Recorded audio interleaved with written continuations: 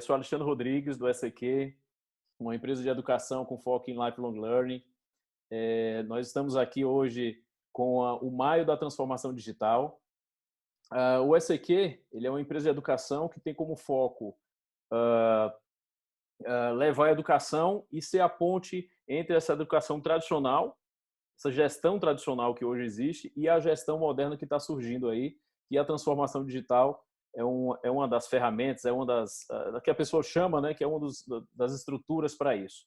E a gente também é a ponte entre o Brasil e os Estados Unidos, também a partir da educação, principalmente na Flórida. A gente está levando aí essa educação tanto para o pessoal na Flórida, também para os brasileiros que queiram vir para a Flórida e se emergir nessa parte de inovação e tecnologia.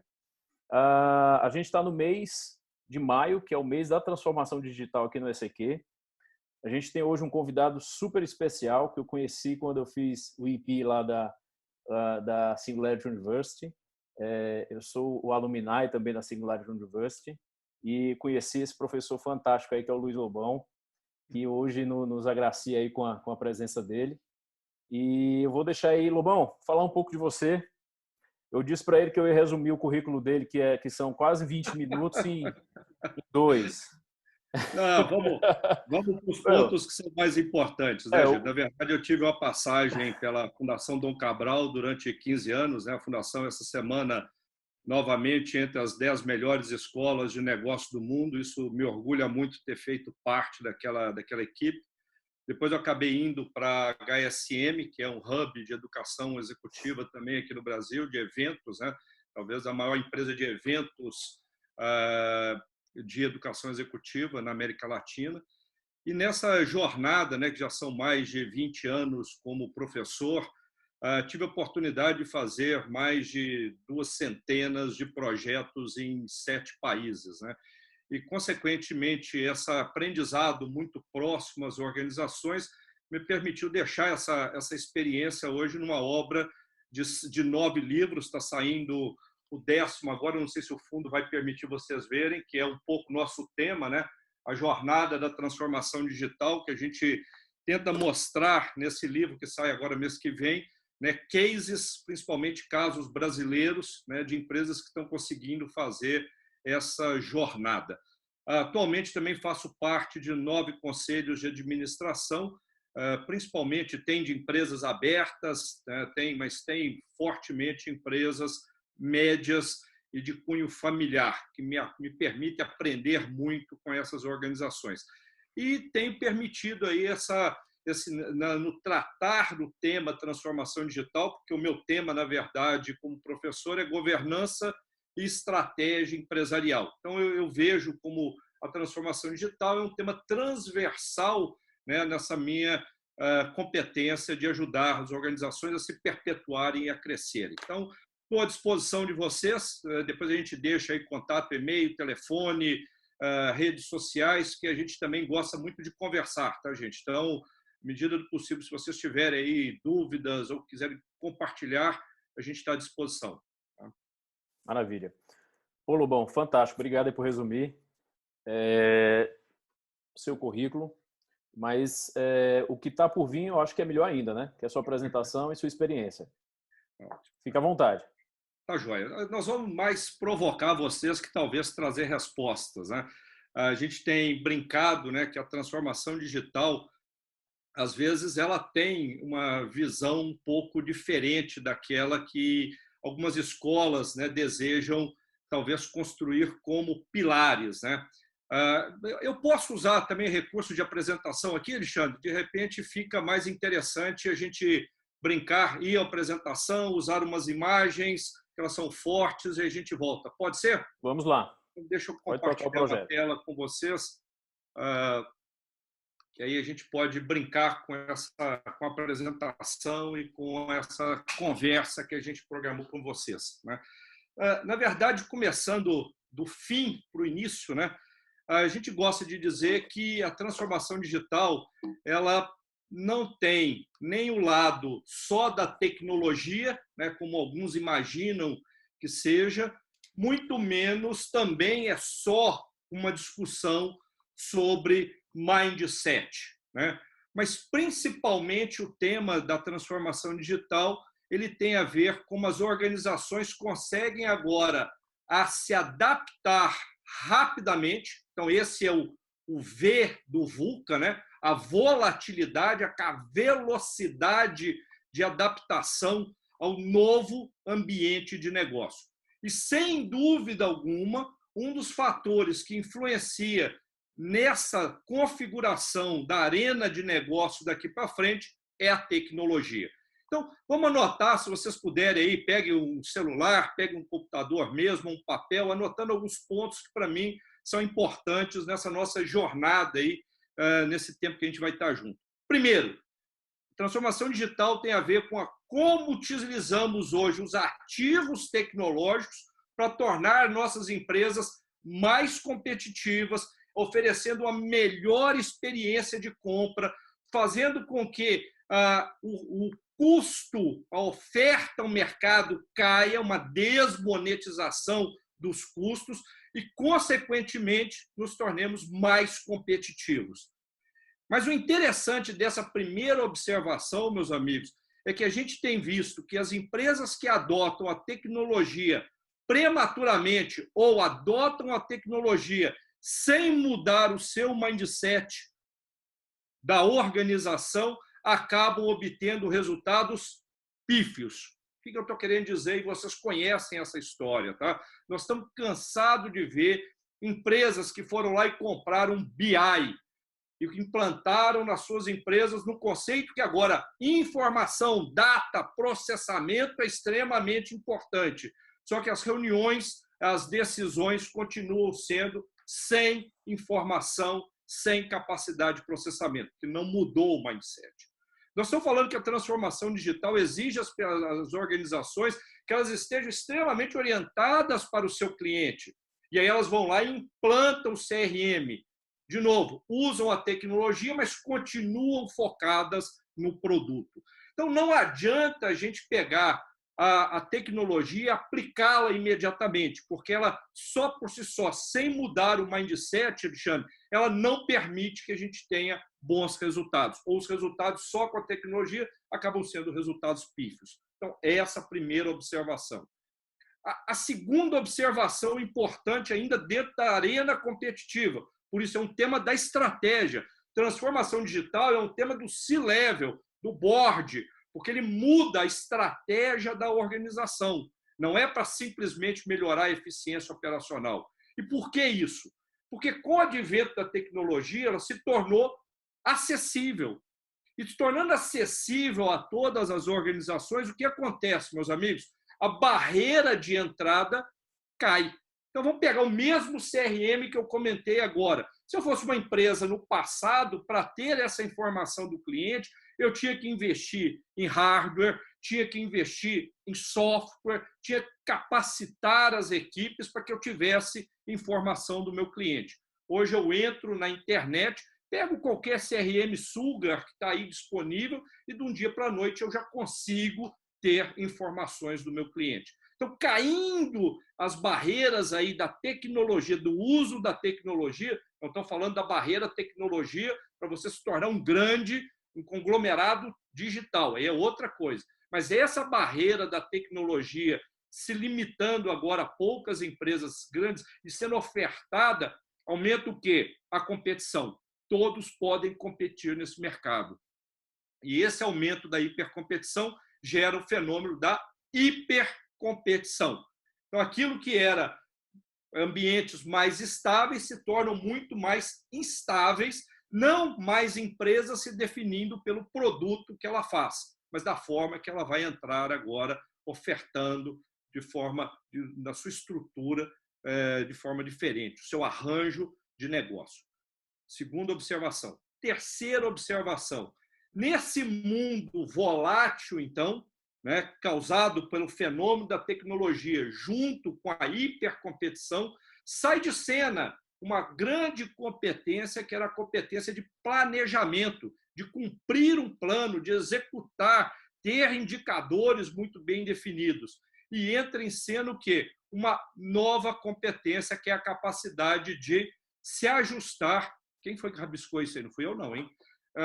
capacidade de se ajustar, de estar preparado para responder nesse ambiente de negócio. Então, a liderança ela passa a ter outros atributos, por exemplo, de engajar, de criar pertencimento, de dar autonomia, de ter um sentido, um propósito para a equipe. Então, muda a organização. Isso faz com que o modelo, então, que era o modelo do condicionamento das pessoas, passe a ser um de autonomia e de condicionamento agora estimulado pela liberdade de realizar produtos mini viáveis, prototipagem. Então, muda essa lógica também da relação das pessoas. E, por fim, o que a gente tem dito, né, que para tudo isso nós precisamos da tal agilidade. Então, de novo, nós saímos da tecnologia e encontramos esse modelo onde as pessoas e a agilidade fazem a diferença. E é um pouco esse paradoxo que eu estou querendo mostrar para vocês nessa foto. Não é nem só as pessoas, muito menos só a tecnologia, mas a junção da tecnologia com esse novo mindset organizacional. Desculpa, Alexandre, ter estendido um pouco a primeira resposta aí ao seu questionamento. Tá? Sem áudio, Alexandre. Lobão, temos até uma pergunta já, que eu acho bem interessante. Eu não consegui identificar de quem foi, que tem só iPhone, mas enfim. A hipercompetição não leva à comoditização de produtos e serviços, ou seja, a gente vai tornar os produtos e serviços tipo commodities? Então, vamos lá. Vamos permitir aqui, eu tenho uma apresentação, eu vou poder fazer saltos nessa apresentação. O Vânio fez a pergunta. Tá, só para a gente não seguir, porque eu vou nessa pergunta que vai ser legal. Tá? Eu queria, então, aqui nesse ponto. Tá? Obrigado, Vânio. Vânio, vamos lá. Quando a gente fala, né, dessa mudança, é importante, boa pergunta, comoditização, porque, na verdade, vamos lá, princípio da digitalização, Vânio. A digitalização, no primeiro momento, leva a uma desmaterialização. O que nós estamos fazendo aqui é uma desmaterialização. Esse encontro, né, Alexandre, provavelmente no passado aconteceria numa sala de aula aqui no Brasil, aí nos Estados Unidos, pessoas viajando. Então, tudo isso agora deixou de ser necessário porque é possível ser feito através da digitalização. Com a digitalização, há o fenômeno da desmonetização. E, consequentemente, se transformando, que você falou, em coisas mais baratas, uma democratização. E aí nós temos que nos preocupar que tudo isso pode ter, né, uma escala que a gente consegue enxergar de algo que vai acontecendo e, de repente, tem uma velocidade que se torna exponencial, como nós podemos ter, no conceito da ambiguidade, né, outros destinos, outros caminhos sendo tomados, trajetórias secundárias, ponto de bifurcação, que a gente nunca sabe para onde vai. Mas o que leva esse grande conceito dessa mudança de pensamento estratégico, tá, Vânio? Vocês estão vendo minha tela, gente? Só por dúvida. A sua tela, só você. Então eu estou falando aqui como se eu tivesse vocês me vendo. Então, espera aí. Desculpa. Era essa trajetória aqui que eu estava querendo mostrar para vocês, gente. Ó, eu tenho aqui, né, um caminho, às vezes, que leva, um caminho que vai se desenvolvendo e muda radicalmente, ou tem um caminho, que é o caminho da ambiguidade, que pode ter múltiplos pontos ou derivações. Tá? Então, esse se chama ponto de bifurcação. Então, indo na resposta da pergunta do Vânio. Tá? Quando a gente olha o pensamento estratégico, Vânio, a gente precisa lembrar aqui dessas grandes escolas que influenciaram, né, a nossa forma de gerir ou construir estratégias organizacionais. Então, vamos à primeira escola. Me desculpe aqui, eu preciso ser 8, 10 minutos professoral, tá, Alexandre? Mas porque são conceitos extremamente importantes para a gente entender essa nova trajetória, dessa provocação que o Vânio está fazendo para a gente. Tá? Quando a gente tinha lá atrás, né, a escola do professor Michael Porter, né? Da escola competitiva, da estratégia competitiva. E eu gostaria que vocês anotassem o mantra, a lógica dessa escola era vencer a concorrência. Veja, eles falavam de cadeia de valor, de criar algo que seja um diferencial, que fosse difícil de imitar ou custoso de imitar. E essa escola ela tinha uma lógica, tá, Vânio? Que era o seguinte, lá na obra do professor Michael Porter, dizia o seguinte, ou as empresas estão posicionadas em eficiência operacional, ou elas tentam ser diferentes. E aqui elas precisam ter um trade-off, porque, segundo ele, o pior lugar para se estar era aqui, ó, entalado na sua estratégia. Então, você deveria fazer uma escolha entre ser uma empresa de eficiência e uma empresa de diferenciação.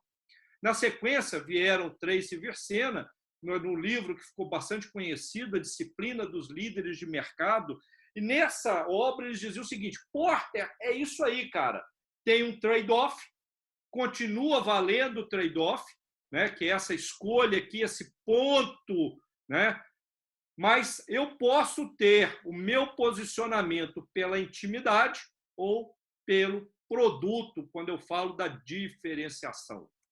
10 anos depois veio o professor Arnold Hacks, escreveu o modelo Delta. Olha, 30 anos de pensamento estratégico, gente.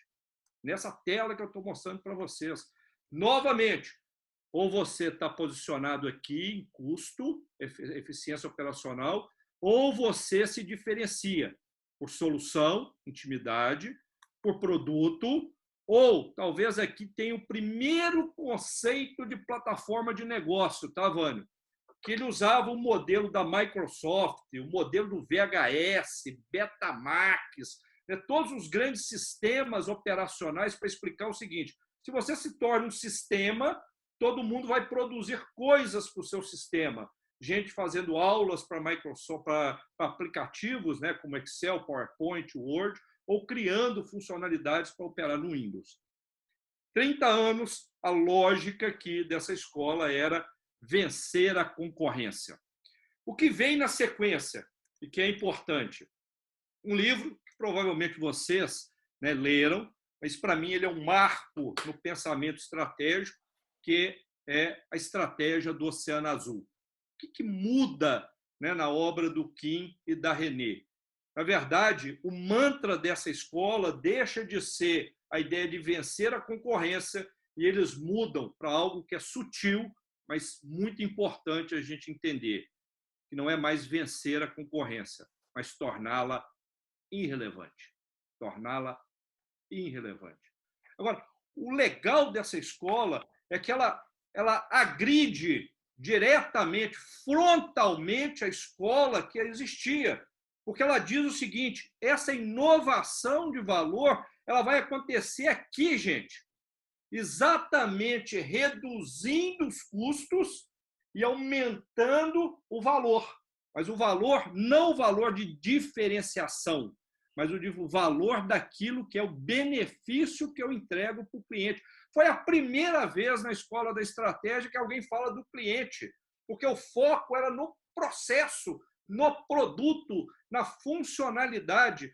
O maior ícone da escola da estratégia anterior era um videocassete de 9 cabeças. Alguns aí não sabem nem o que é videocassete, né? Mas é porque a gente evoluiu o produto, mas o cliente não sabia usar aquilo, mas não interessa. O foco era o produto, né? Então, há uma mudança radical. Estou chegando lá, tá, Vânia? O que acontece na sequência? Vou dar uma acelerada para não ficar chato isso. Veio a obra de Osterwalder, né? Talvez um dos livros mais estratégicos, mais vendido, modelo de negócio mais vendido no mundo atualmente, né? Ele mostrava que só criar a oferta, que é essa, quem estudou, né, sabe que é essa caixinha aqui no meio, essa verdinha aqui, só a oferta não era importante. Você precisava também construir os seus canais de venda. Nessa estratégia, começa a aparecer as personas, agrupar os segmentos, identificar as necessidades e, a partir daí, construir um modelo de negócio. Eu sou um banco, eu tenho um personalité, eu tenho cozinhão, eu tenho corporate, eu tenho várias formas de chegar em clientes segmentados com necessidades diferenciadas, né?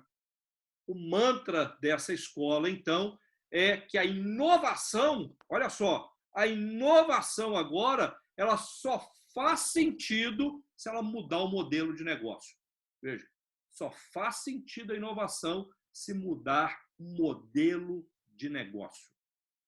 E aí a gente evolui para uma escola, né, que é extremamente importante para o nosso pensamento agora, que é a escola do design.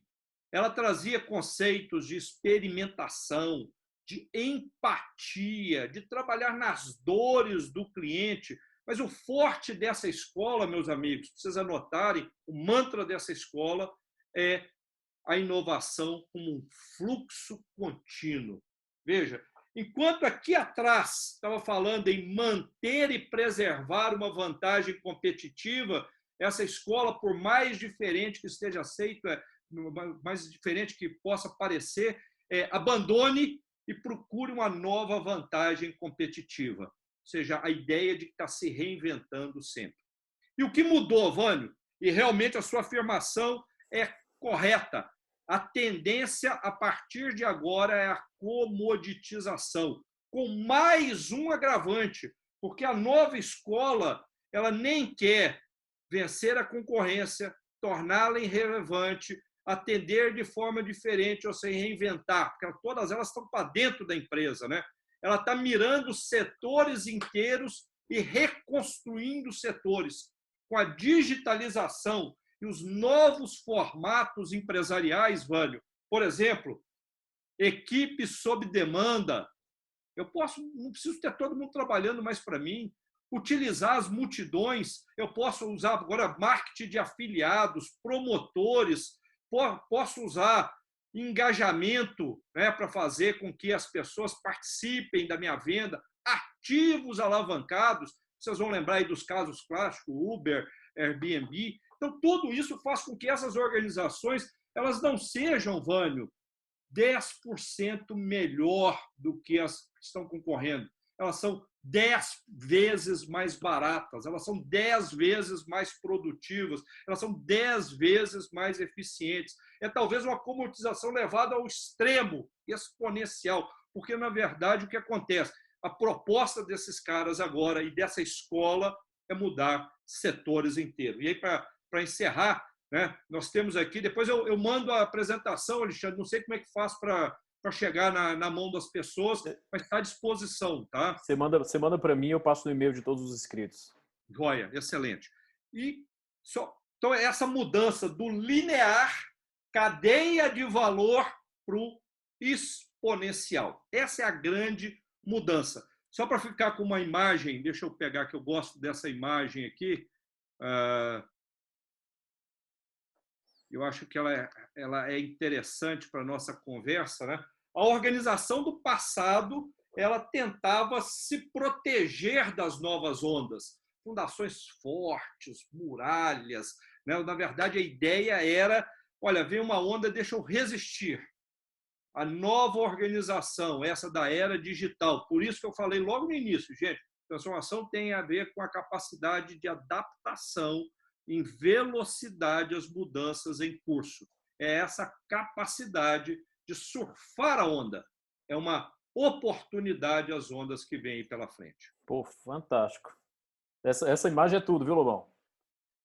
Obrigado. Eu acho ela muito forte. Eu acho que ela representa toda aquela teoria que nós dissemos ali no passado, ali no gráfico, tá? Não, fantástico. Eu vou abrir para mais perguntas aqui, viu? À vontade. Vamos aqui para Sônia. Sônia, eu vou liberar aqui, se você quiser fazer via vídeo, ou se você quiser que eu replique sua pergunta, eu vou ativar aqui seu som. Você fica à vontade.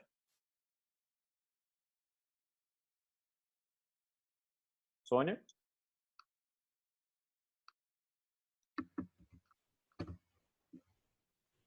Ok. Sônia pediu para replicar. Então, vamos lá. A Sônia perguntou o seguinte, Lobão. É possível medir o índice, se existe algum índice taxa, né, de transformação digital que uma organização se encontra? Se sim, como? Como é que eu posso medir esse índice de transformação digital de uma companhia? Bem, O que a gente tem feito, eu prometo também disponibilizar, Alexandre, para o pessoal, deixa eu de novo compartilhar minha tela aqui, que é um diagnóstico de maturidade digital. Tá? Eu vou dar um spoiler do mapa, não tem problema, mas eu respondo a Sandra, né? A Sandra, porque eu acho que é Sônia. A Sônia, porque eu acho que é importante. Tá? Então, vamos lá.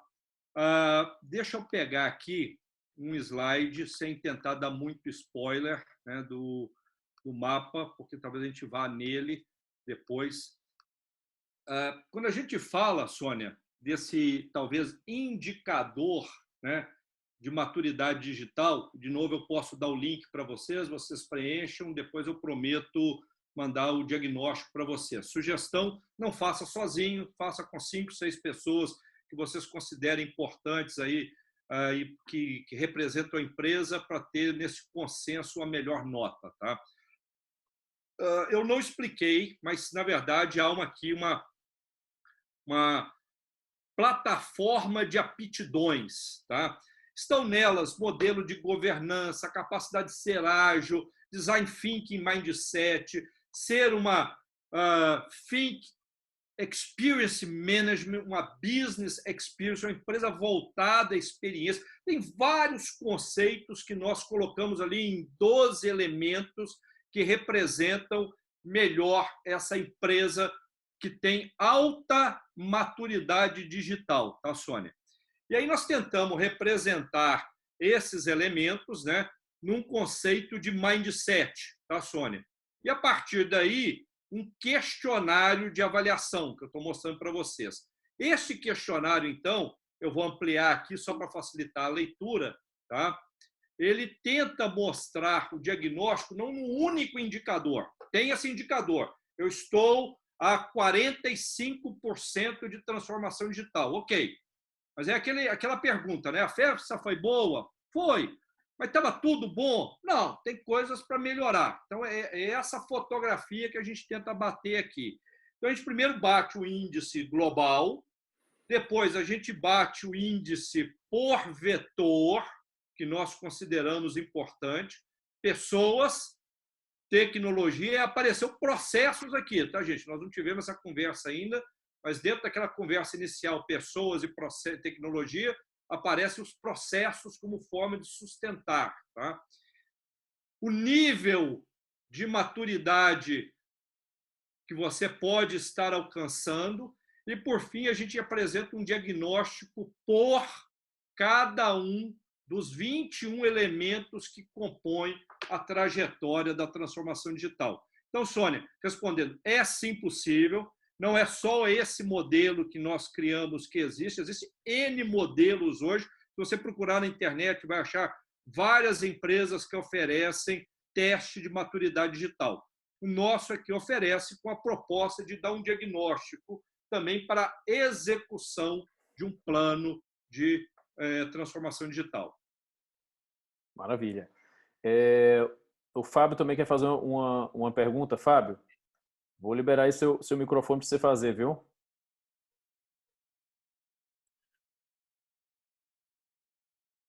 Oi, pessoal, tudo bem? E o vídeo também, se você quiser. Muito bem. Não estava preparado aqui para colocar. Então vai, vamos embora. Boa noite, professor Luiz, professor Alexandre. Boa noite, Fábio.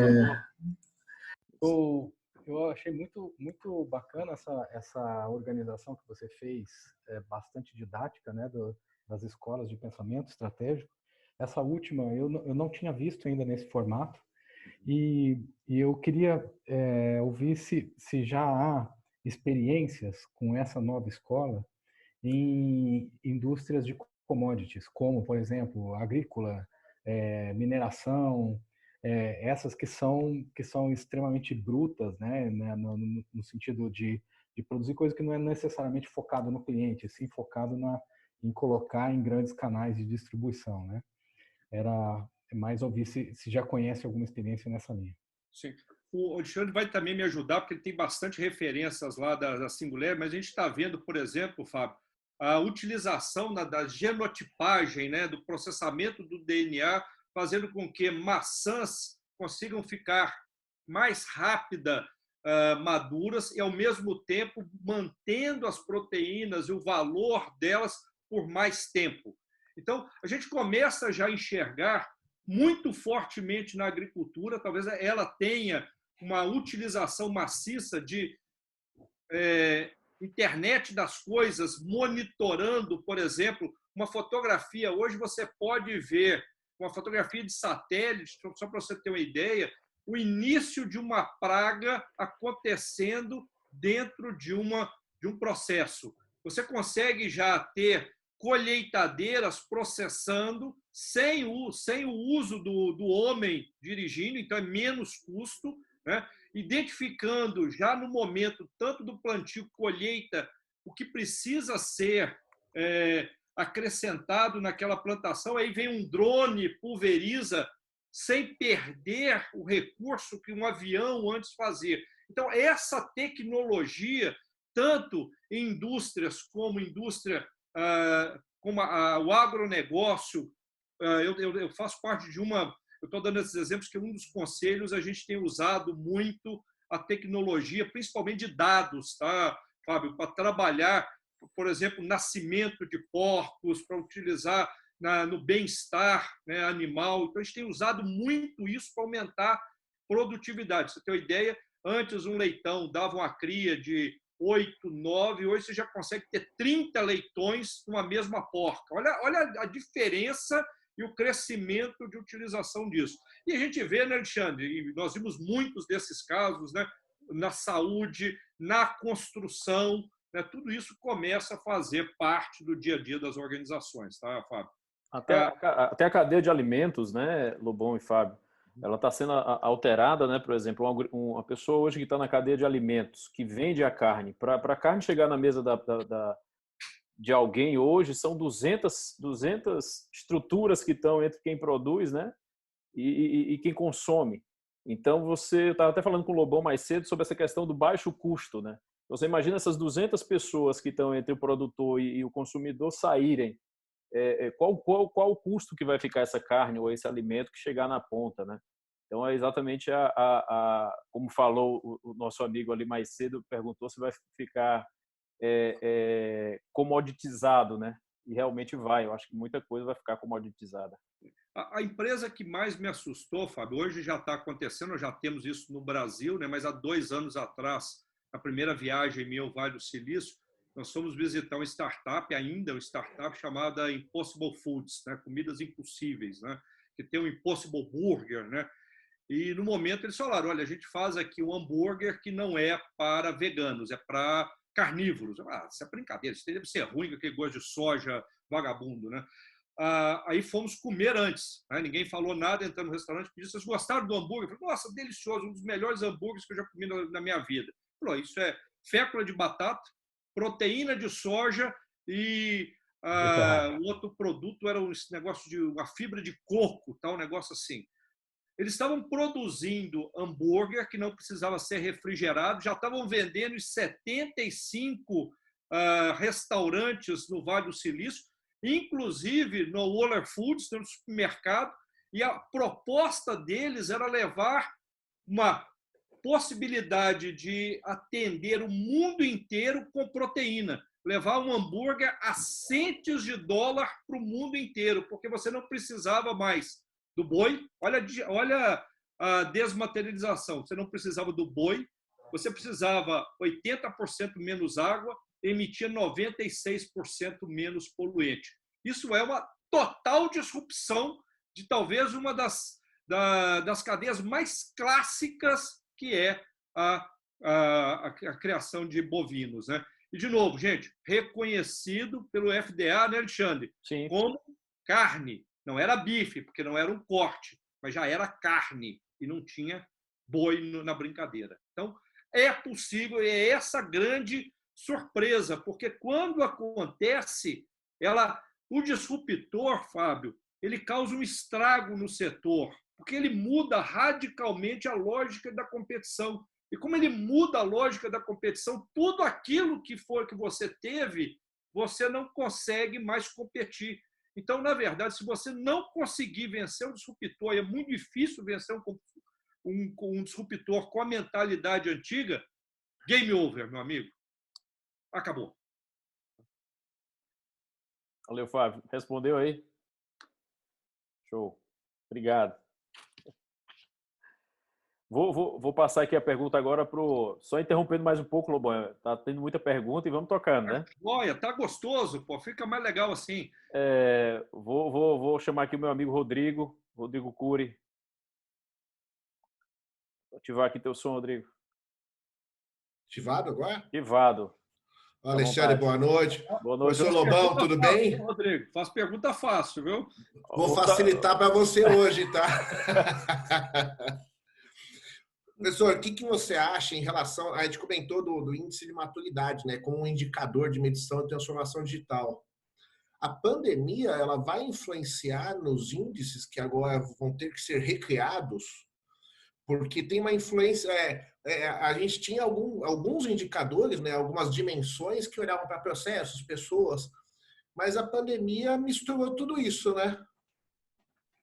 Rodrigo, obrigado pela pergunta, porque, na verdade, eu estou vivendo isso, né? Na verdade, como conselheiro, tem uma frase que é atribuída a Lenin, não sei se é dele mesmo, mas já que falaram que eu vou repetir, tá? Que há décadas que não acontecem nada e há semanas que acontecem décadas, né? Então, na verdade, nós estamos vivendo esse momento, e o legal desse momento é que eu venho há 2 anos discutindo, levando gente no Vale do Silício, fazendo palestra, e as pessoas não estavam entendendo esse negócio de transformação digital. E, de repente, esse tema de discussão virou um tema para ação.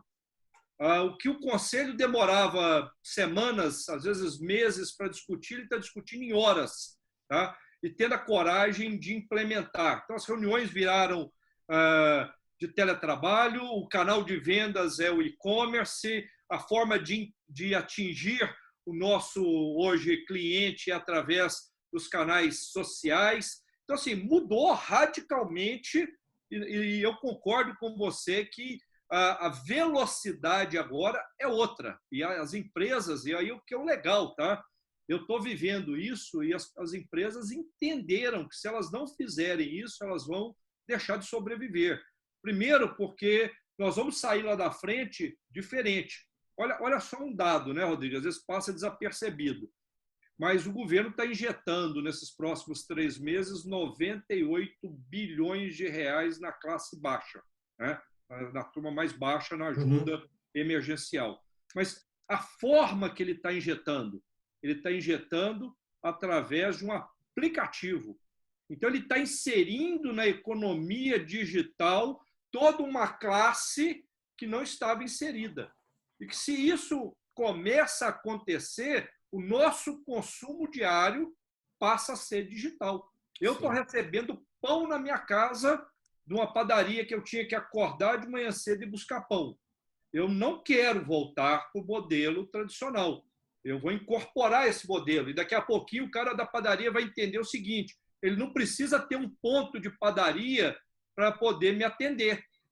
Ele pode ter a plataforma dele e me entregar o pão, porque ele já construiu essa...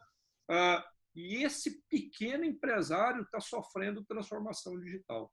Sim, sim. Então, concordo com você, a velocidade mudou. Eu acho que o teste, e aí te responder diretamente, o teste de maturidade, ele é simplesmente para montar o seu roadmap, tá, de ações.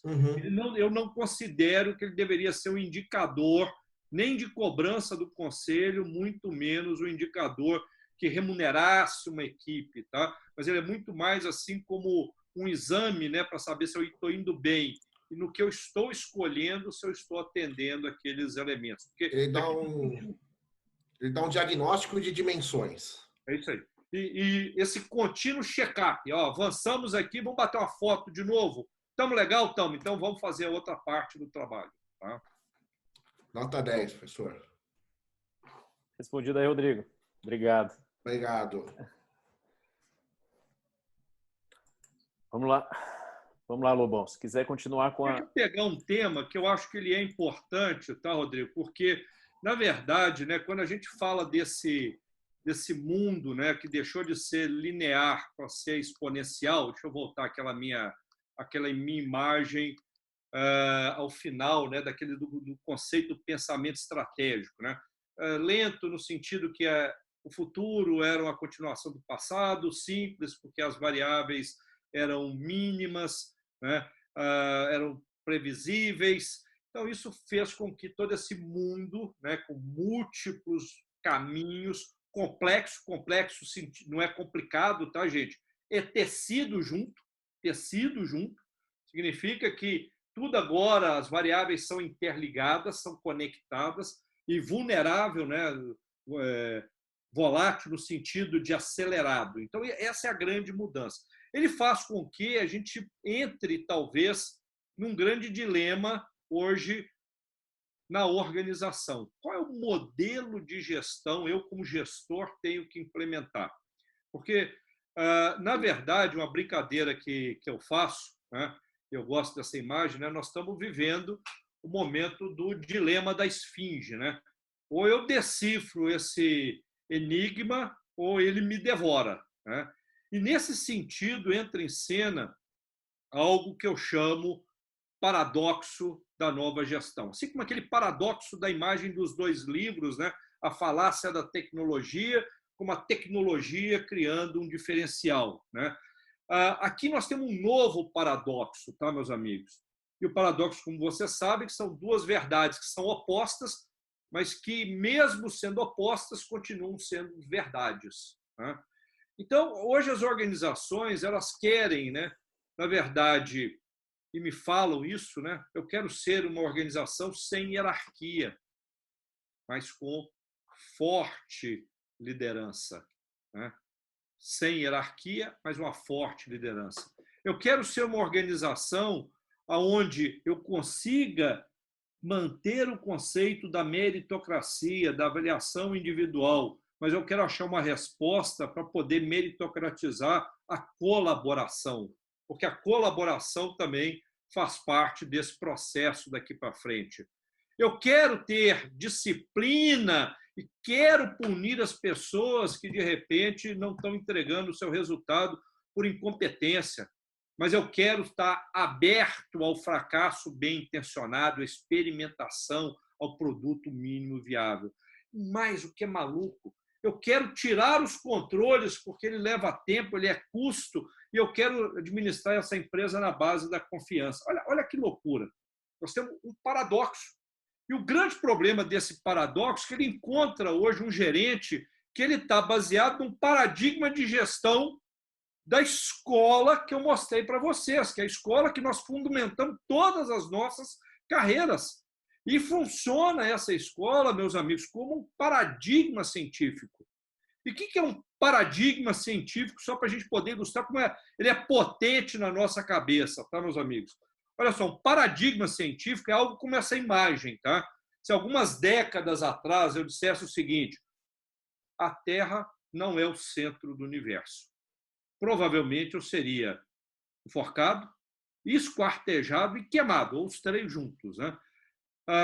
E nós estamos vivendo esse momento, que eu falo para as empresas o seguinte: vamos acabar com o organograma, não precisa ter orçamento, não precisa ter projeto, os planos são definidos pela equipe no tal de squads, né, gente? Que são geridos por indicadores que são mudados a cada 3 meses. A meritocracia, ela vai ser substituída pelo prazer de estar junto e cumprir um propósito organizacional.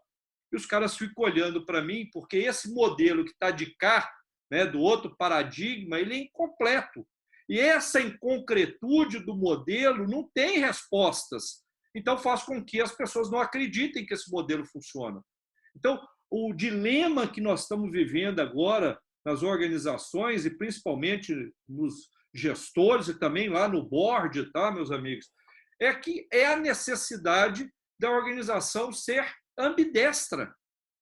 E essa organização ambidestra é trabalhar esses 2 mundos, tá, gente? Dos negócios como eram, principalmente das práticas clássicas, mas trazendo essa organização baseada no design, da empatia, da autonomia, da experimentação para dentro da organização. E essa ambidestria, para mim, é tão legal Eu estava lendo esses dias um livro que eu ganhei do meu amigo Salib, né, que chama Algoritmo da Vitória. Recomendo para vocês. O Salib fez um trabalho fantástico no livro, né, que ele entrevistou os principais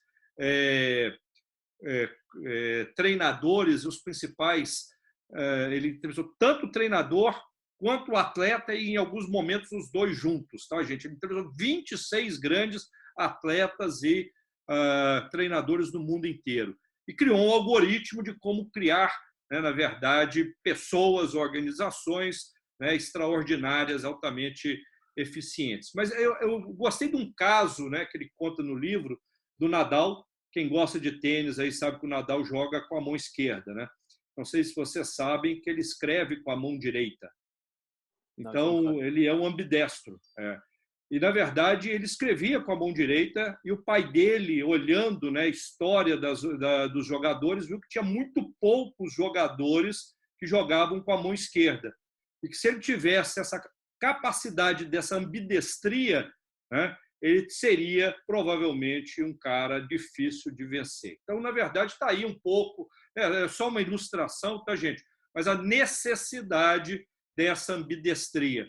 Porque o que vai acontecer, e já está acontecendo, tá, é que nós que somos, né, gestores desse mundo analógico, desse modelo de pensamento, mindset é mente configurada, né, é o novo mindset, mente reconfigurada, é que nós somos um problema para esse mundo digital. E fato é que já está ocorrendo uma dança das cadeiras. Essa notícia tem um pouco mais de 6 meses, eu não tenho aqui, eu não estou vendo a data, mas como as organizações já estão identificando que elas não têm competências hoje dentro da organização para poder suprir aí os projetos de transformação digital. Então, sim, nós teremos, né, que começar a trazer essa competência e essa ambidestria organizacional para dentro das nossas empresas. Show. A Sônia fez uma outra pergunta aqui, pediu para deixar para o final, mas eu acho que cabe agora, né, Sônia? Eu acho que a gente pode antecipar essa pergunta dela, que é bem legal, que é o seguinte: como é que eu posso... eu acho que era aquilo que a gente estava até falando antes do Meetup, Lobão, que era como é que eu posso colocar a empresa hoje para implantar essa transformação digital sem necessariamente ela parar a atividade core dela, né? Como é que eu inovo, né? Ocupando um espaço vazio, e como é que eu posso medir, né, o ROI desse processo? Na verdade, já existem, né, nas grandes empresas principalmente, essa estrutura, né, sendo apurada. Mas o que a gente estava falando antes do Meetup conversar era exatamente a questão do paradoxo da média empresa, né? É o que você está passando agora nos seus conselhos aí. Uhum. Eu acho que essa pergunta é válida. Não sei se você quer responder agora ou quer deixar um pouco para o final. Eu quero sim, quero sim. Vamos lá, porque eu acho que ela é legal. Tá? Sônia, vamos tentar entender um pouco, né, o mapa da transformação digital. O Alexandre conhece esse mapa, então depois você aguenta um tempinho aí, tá, Alexandre? Que eu vou explicar ele rapidinho. Tá? Mas a transformação digital é um daqueles conceitos, né, que parecem também simples, mas porque as pessoas às vezes não enxergam ele de forma completa. Eu gosto muito da metáfora, né, que o Mitzenberg fez no livro dele, O Safari da Estratégia, que ele trouxe a ideia, quando ele falava das diversas escolas estratégicas, de estratégia, e a metáfora que ele usou foi de cegos tocando um elefante. Tá? Transformação digital, Sônia, é um pouco isso. Tá? A pessoa vai num curso, por exemplo, de blockchain e acha que, na verdade, transformação digital é mudar os protocolos de comunicação e de criptografia de informação dentro das organizações e no mundo. Outros vão para um evento, talvez, da IBM e acham que transformação digital são dados processados, algoritmos e inteligência artificial. Outros vão no evento de Agile e acham que a transformação digital é suficiente, né, para poder ser feita simplesmente implantando OKRs, squads. Os cegos tocando o elefante, isso é um pouco isso, né? O cego tocava o corpo do elefante e falava, o elefante se parece com uma parede, ou tocava a perna e falava, ele se parece com uma árvore, ou ele tocava a tromba e falava, o elefante se parece com uma serpente. Então, o convite que eu faço para vocês é tentar, de fato, entender esse elefante. Tá? E esse é o grande problema para começar a transformação digital, entender o elefante, pôr o elefante na sala. Tá? E a brincadeira que eu faço do elefante, eu tentei traduzir, né, nesse novo livro, no mapa. Né? E tentei fazer, Sônia, um mapa fácil para as pessoas conseguirem se orientar. Né? E, na verdade, ele causa uma certa decepção, porque ele não é nada fácil, né? E muito menos tem ali a cruz do tesouro, né? Do que os mapas do tesouro dos piratas tinham a cruzinha do pote de ouro, né? Não tem. Esse é o mapa do terreno. Tá? E o mapa do terreno, na verdade, a gente precisa entender as grandes partes deste nosso elefante. Então, eu vou permitir, antes de chegar na sua pergunta, dar essa ideia do mapa, né, das grandes áreas desse universo da transformação digital. A foto do elefante. Então, vocês estão vendo aqui aquilo que nós começamos a discutir, né? Como está acontecendo e como ela impacta os ambientes de negócio, a tal transformação digital movida pelos ativos tecnológicos. Mas nós também já dissemos que não basta só a tecnologia, tem que mudar o mindset. E aí esse mindset ele traz, né, os elementos que nós já discutimos, tecnologia, processos e pessoas. Lembra lá do nosso mapinha de maturidade aqui, ó, tá aqui embaixo ele, tá? Então eles estão aqui os vetores. Dentro desses elementos a gente começa a enxergar que a partir desse mindset, né, saem setinhas, né, para grandes áreas do mapa. Então vamos entender esse mapa agora. Opa, só um minuto aqui que estou errado. Vamos entender essas grandes áreas do mapa, tá? Primeira área, princípios.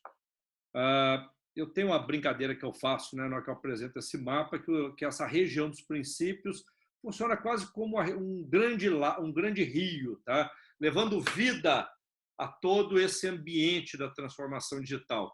É com base nesses fundamentos que a gente faz a transformação digital. Que fundamentos são esses? Operar em rede, trabalhar com dados, estar alinhado a um propósito, fazer com que as coisas aconteçam através das pessoas, entregar valor. Então, criar experiências significativas. Então, são 7 princípios que norteiam a transformação digital. Não se perca nesses princípios, porque eles são a base da transformação. Tem outros, Sônia? Pode ter. O que a gente viu olhando várias literaturas é que esses se cruzam em vários autores e nós experimentamos e achamos que esses aqui são princípios bons para começar o projeto. Tem uma outra área, né? E aqui o Alexandre não deixa mentir, né? O pessoal da Singularity fala muito dessas grandes desafios da humanidade, né, Alexandre? Exato. Que são grandes oportunidades, né? O Peter Diamandis sempre fala, se você quiser ganhar 1 bilhão, resolva o problema de 1 bilhão de pessoas, né? Então, tem temas ali relacionados à saúde, à água, à alimentação, à moradia, né? Então, grandes problemas que você pode pensar para poder usar esses problemas, dessas dores, no seu modelo de negócio ou nas oportunidades que você está desenhando. Outra área importante aqui é a área das ferramentas, da técnica, do método, né? Então, na verdade, quando a gente fala aqui dos conceitos fundamentais, eu tenho que entender como desenho uma empresa exponencial. Eu tenho que entender o que é um design thinking mindset. Eu tenho que entender os conceitos de customer experience, employee experience. Eu tenho que entender, né, como funciona o modelo da agilidade. Então, eu preciso da técnica. Sem a técnica, de novo, eu não vou conseguir fazer a jornada.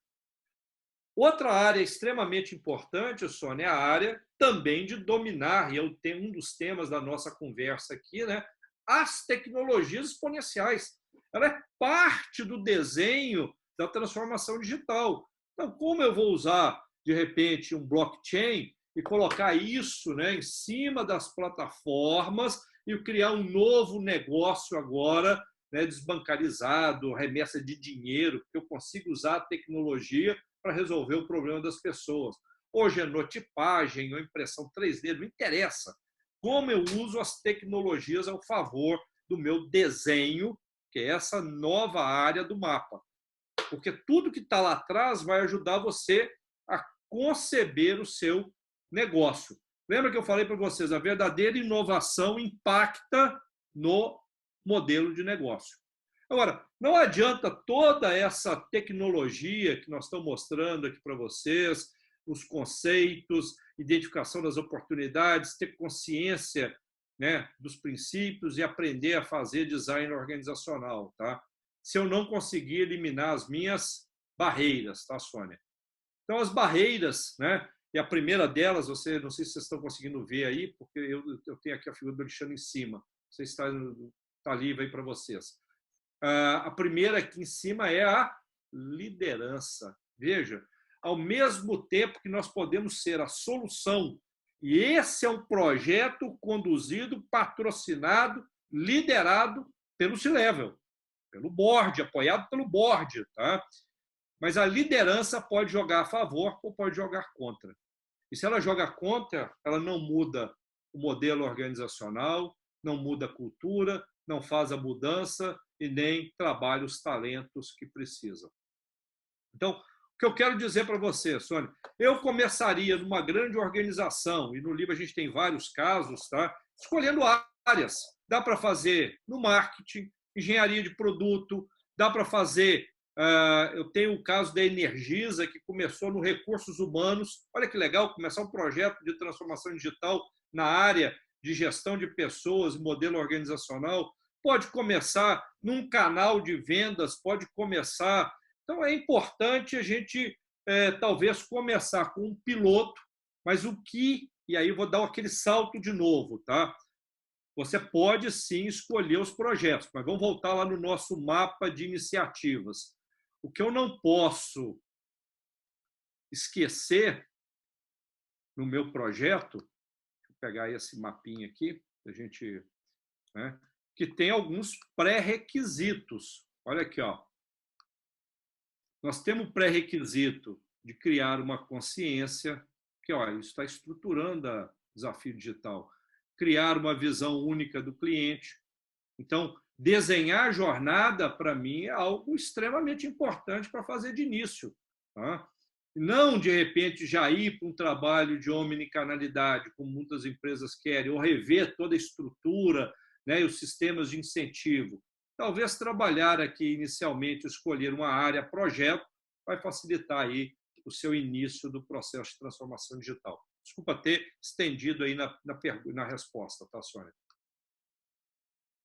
Eu acho que foi respondido, né, Sônia? Ela perguntou também sobre o ROI, se tem como, a partir do momento que eu separo uma estrutura paralela, eu acredito que essa estrutura de transformação digital tem que ser paralela à atividade core da empresa, né? Eu acho que é fundamental ser, senão eu acho que tem interferência, né? Então, ela perguntou também se tem como medir o ROI, né, dessa estrutura separada, né? Eu faria o seguinte, tá, Sônia? Essa é uma discussão interessante. Inclusive, uma discussão dentro do conselho, tá?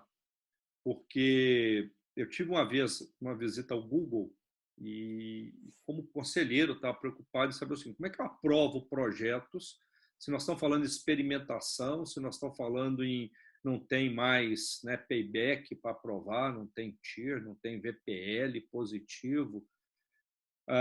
Tem um pouco de crença também, tá? E isso o cara da Google me explicou. Ele fala assim, ele faz a ideia, né, de toda essa parte de inovação como um ROI total da empresa. Ele estava contando o seguinte, olha, eu fiz um projeto, ele é o diretor de operações, tá? Fiz um projeto que eu prejudiquei a empresa em... o número era grande, tá? Acho que 10, 20 milhões de dólares, tá? Um projeto que deu errado. E tive que apresentar esse meu fracasso para o conselho.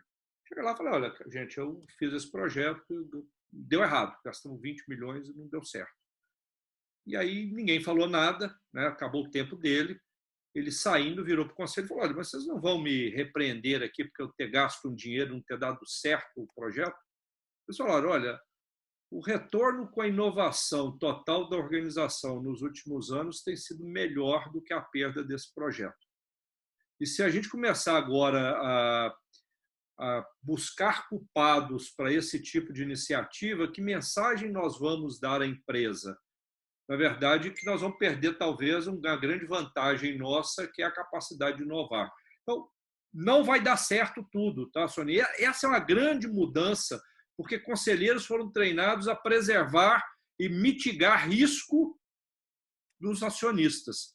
E nós estamos falando que agora os conselheiros têm que estar nesse risco juntos e acreditar que o ROI total da empresa vai ser melhor do que o ROI somado dos projetos que eles estão aprovando. Então, é uma mudança muito grande neste momento.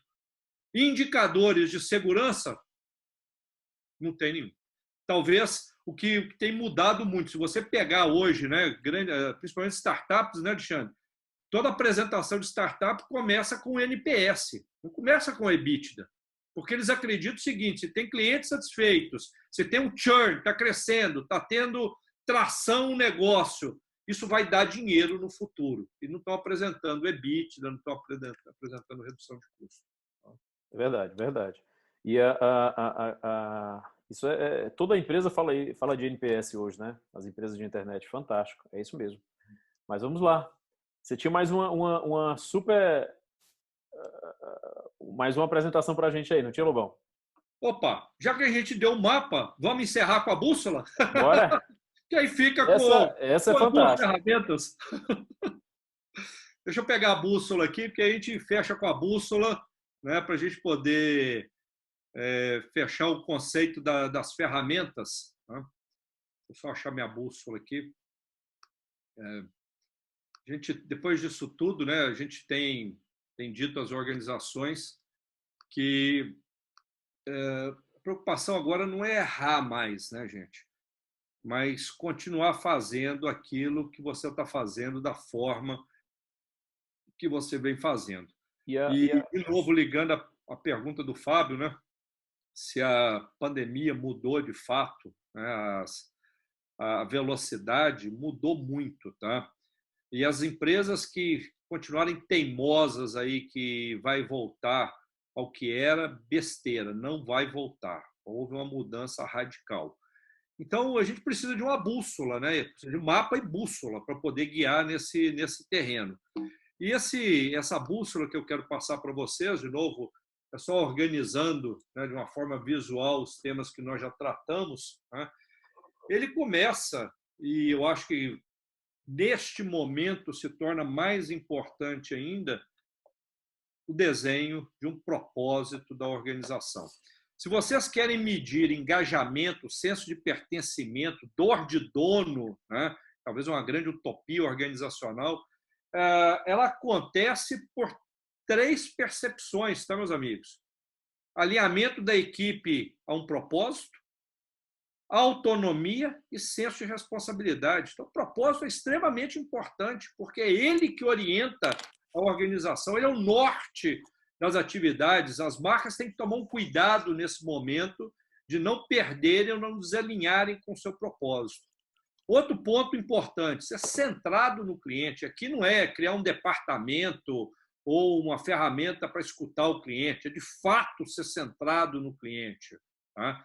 Trazer a ideia, né, de equipes pequenas, autogeridas, talvez, não dá para fazer na linha de produção ainda, mas a linha de produção pode ter um grupo de melhoria, pode ter um squad, né, um squad de melhoria de processo, que aí esse conceito pode ser trabalhado. Eu não preciso. Olha a ideia da organização ambidestra. Eu vou operar nos padrões e vou fazer a melhoria no modelo da agilidade. Está perfeito.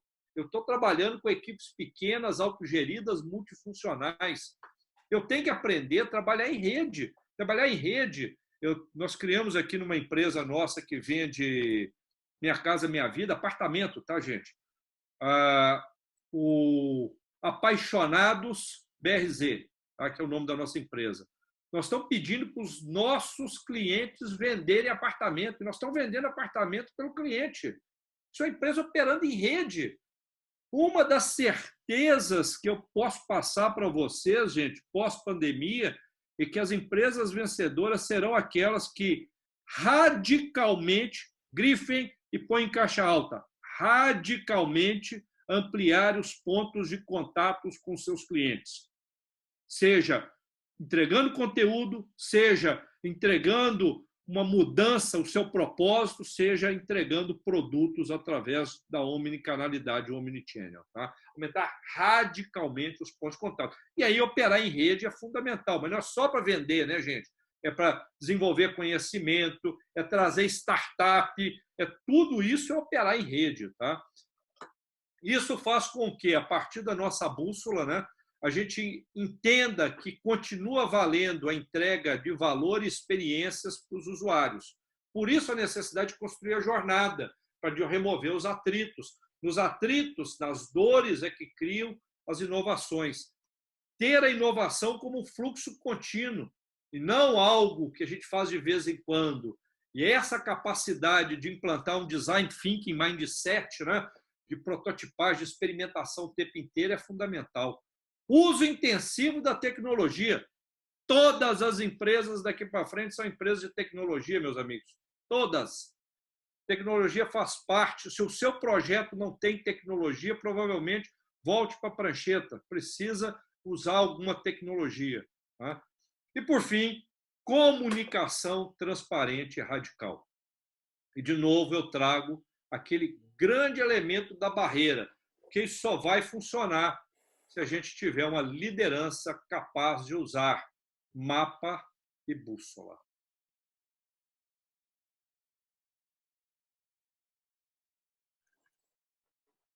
Pô, fantástico. Eu tava com saudade de ver esses gráficos aí, viu, Lobão? Quando eu vi lá na Singularity, esse mapa da transformação digital aí, eu sou apaixonado por ele. A gente está tentando simplificar algo que é complexo, né, Alexandre? Não é? Tava com saudade de ver. Mas, assim, só complementando, né, que a cultura do erro que você falou, né, Lobão? Ela é bem disseminada nos Estados Unidos, né? Nós estamos aprendendo agora no Brasil a ter essa cultura dentro das empresas, porque nós fomos ensinados a sempre ter que acertar e nunca a errar. Né? Então, eu acho isso fantástico, formidável, é uma mudança de mindset, é uma mudança de cultura que realmente vai trazer um crescimento muito forte para as empresas, que nos Estados Unidos já é normal, né? A cultura do erro, a pessoa não vê mais, ok, quantas vezes você acertou, não, quantas vezes você errou, né? É medido por isso, né? E não mancha o seu passado, né, Alexandre, errar, né? Não. Eu acho que a nossa história, né, organizacional, com os conceitos da qualidade, foi importante. A qualidade tem o seu legado na história, né? Todos os momentos, os modelos TQM, TQC, todos aquilo que nós passamos, né? Mas ele colocou a ideia de que acertar sempre, né? A ideia de que a perfeição é manter o padrão, né? E isso faz com que o nosso modelo não aceite muito essa ideia de experimentação, de teste, de o projeto não estar perfeitinho. Eu me lembro de uma frase logo que me chocou muito, logo nas primeiras visitas aí no Vale, que o cara estava colocando um produto no ar e tinha muita coisa ruim ainda para ser resolvida. Eles estavam numa discussão se punha ou não punha, né? E aí o presidente virou e falou o seguinte: poxa, se a gente não se arrepender desse produto daqui a alguns meses, provavelmente a gente lançou tarde demais. Ou seja, nós temos que lançar agora porque nós vamos aprender com ele. E se a gente deixar ele perfeito, provavelmente o espaço que a gente tinha para crescer já era, porque alguém viu essa oportunidade. Então, não estou dizendo que errar é humano, não é. Acertar é humano. Mas o erro bem intencionado, ele, assim com aquele caso do Google, ele não pode ser combatido hoje nas organizações. Tá? Eu tenho até uma pergunta aqui, duas perguntas, aliás, e depois dessas duas a gente pode abrir para mais. Também quem quiser habilitar o vídeo, está liberado. Já estava liberado, mas está mais do que liberado agora, né? Uma pergunta do Alexandre, do nosso amigo Alexandre lá de Gramado, terra querida, adoro lá. Seguinte, com a questão do Covid, o direcionamento dos recursos não deverá ser mais assertivo? Ou seja, vai faltar um pouco mais de dinheiro? É aquilo que a gente estava conversando sobre as médias empresas, né? Como é que a gente vai convencer um C-level de uma média empresa a investir em algo que ele não sabe, não conhece, nunca viu, não achava que era importante? E que a gente estava conversando antes, né? E como é que eu vou convencer essa pessoa a fazer isso dentro de recursos que estão super baixos no momento, saindo de uma pandemia? Como é que eu vou convencer que a empresa dele precisa desses investimentos, que ele precisa ir para cima do mercado, exatamente pegar essas lacunas, né? Porque senão ele vai morrer. E ainda mais com esses recursos, né? Essa assertividade tem que ser correta, porque eu não tenho mais tempo para as médias empresas de errar muito. Apesar de ser o correto, né? Você tem que separar uma parte e dizer, isso aqui vai me dar uma competitividade mais para frente, né? Esse dinheiro, esse recurso. Mas é o que a gente estava falando mais cedo. Acho que essa pergunta se encaixa muito bem nisso. Eu tenho duas formas de responder essa pergunta. Alexandre, a pergunta é do Rafael? Alexandre Vargas. Alexandre, seu xará. Alexandre, eu posso responder essa pergunta talvez de dois lados, tá? Fornecedores tentando vender para uma empresa para fazer investimento e eu, como executivo, tentando aprovar o investimento. Então, eu vou tentar responder nesses dois sentidos. Tá? Eu vejo o seguinte, sim, o recurso ficou escasso, nós estamos priorizando coisas que dão resultado imediatamente. Se o negócio é o seguinte, dá para ganhar dinheiro agora, nós vamos investir nisso. Se não dá, ficou para o ano que vem. Isso é um fato. Tá? Agora, a velocidade de tomar decisões em coisas que a gente no passado tinha medo também aumentou. Por exemplo, hoje, antes a gente discutiu o seguinte, poxa, vamos criar uma plataforma digital, vamos vender, a gente vende B2B, vamos vender B2C, diretamente para o consumidor. Vai ter conflito de canal, nós temos uma confusão enorme para fazer. Em uma semana nós estamos fazendo B2C, já envolvemos o canal no meio, eles estão ganhando um pedacinho do que a gente está vendendo, está todo mundo feliz. Então, coisas que eram assim, coisas impossíveis de acontecer, o fechar os canais, fechar as alternativas fez com que as empresas se reinventassem. Então, assim, se você tiver uma proposta que dá resultado imediato, dinheiro para poder fazer tem, porque as empresas precisam sobreviver e elas estão atrás dessas oportunidades. Então, eu estou falando do executivo dentro da empresa. Se o seu projeto tem 2 anos de maturação, precisa fazer todo um blueprint de investimento, põe ele na gaveta, porque não vai sair agora. Tá? Isso só vai sair ano que vem. A hora agora é de sobrevivência e saber ler esse mercado é importante.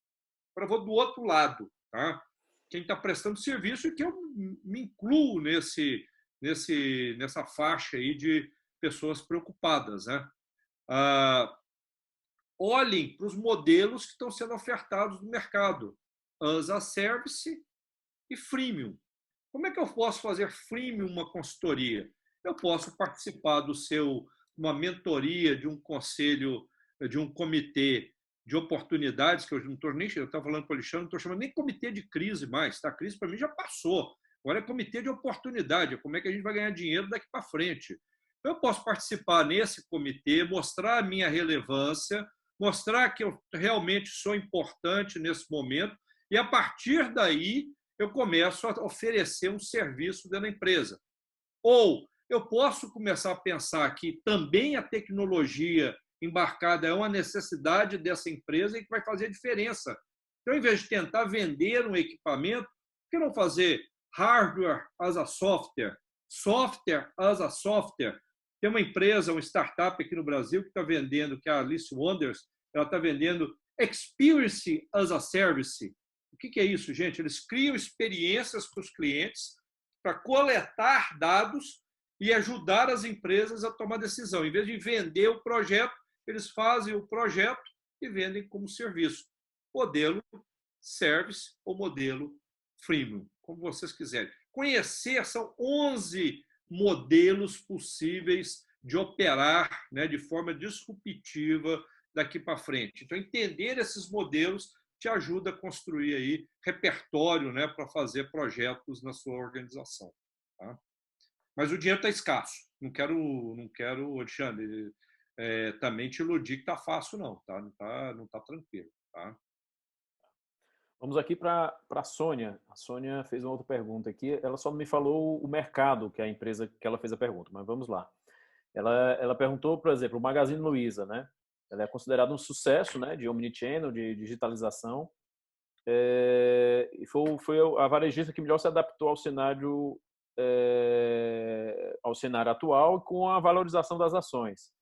Ela pergunta o seguinte: como é que uma empresa familiar relativamente jovem no mercado, comparada aos demais players, pode ter feito de diferente? Pode se adequar a isso, né? Ela me fala, acho que não sei qual é o mercado, o ramo, mas como é que uma empresa jovem pode se adequar a isso, né? Exatamente aquele nicho, aquele gap de mercado que são as empresas de médio porte, né? Acho que deve ser de médio porte. Vamos lá, nós temos dois tipos de empresas familiares, né, gente? Porque se a gente pensar bem, né, a Magazine Luiza, apesar de ter ação na bolsa tal, é uma empresa familiar, né? Ela já está um pouco mais diluída, mas ela ainda é da Luiza e é do Fred. Os dois é que estão ali na linha de frente, né? Se eu pego outras grandes empresas, eu também vejo que tem um vínculo familiar, mas essas famílias já se profissionalizaram. Talvez, Sônia, não seja um problema de aprovar a tecnologia, talvez seja um problema de governança, tá?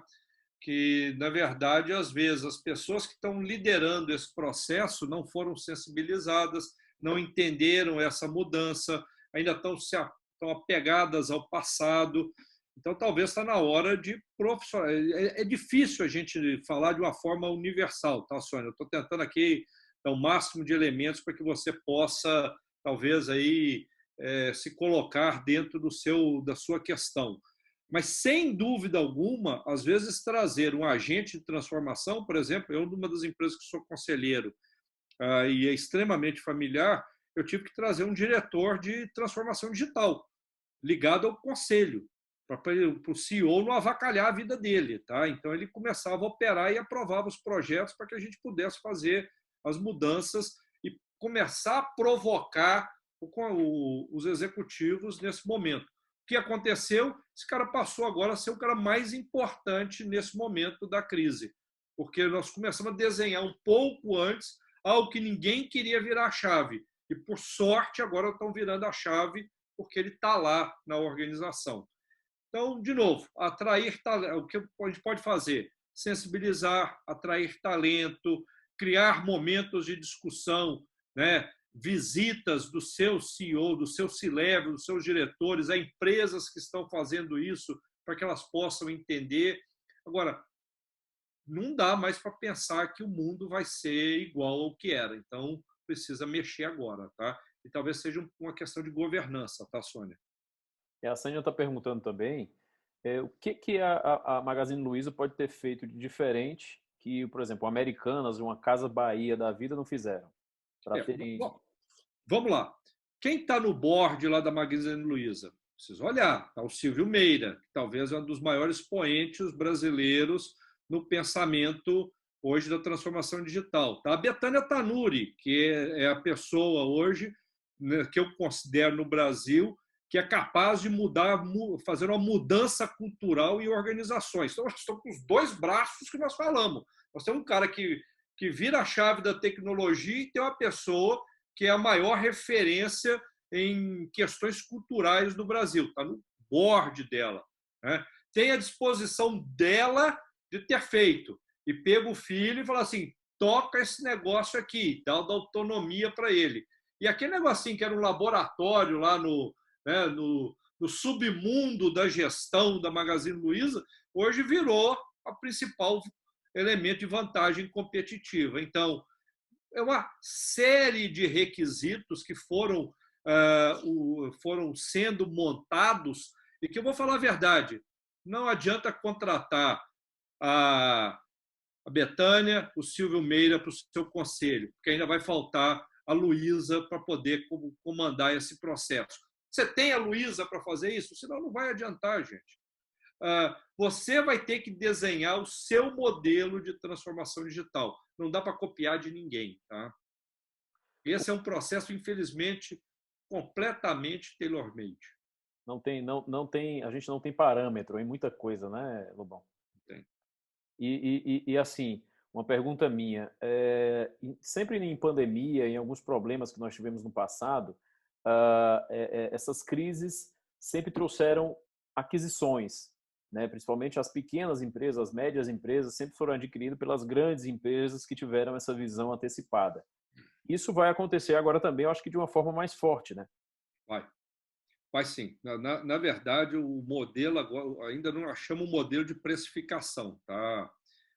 Só para contar para vocês, a gente estava negociando a aquisição de startups já com alguma tração, né? A 20, 25 EBITDAs, né? Só para vocês terem uma ideia. Tá? Já estamos negociando a 12, então o mercado está meio confuso aí com precificação de aquisição. Mas dólar, hoje, eu não sei se vocês viram, o Credit Suisse falou $1 6,50, né? Com um monte de empresa devendo aí o seu futuro porque se endividou. E um mercado que vai crescer, e é um dos maiores mercados, que é o Brasil, vai ter 2021, final de 2020, agora 2021, vai ter muita coisa acontecendo nesse mercado de private equity, de fusões e aquisições. Podem ter certeza, viu, meus amigos? Vocês vão ficar surpresos o que vai acontecer aí. Com certeza. Espero que para melhor, né? São muitas oportunidades que estão aí no mercado, né?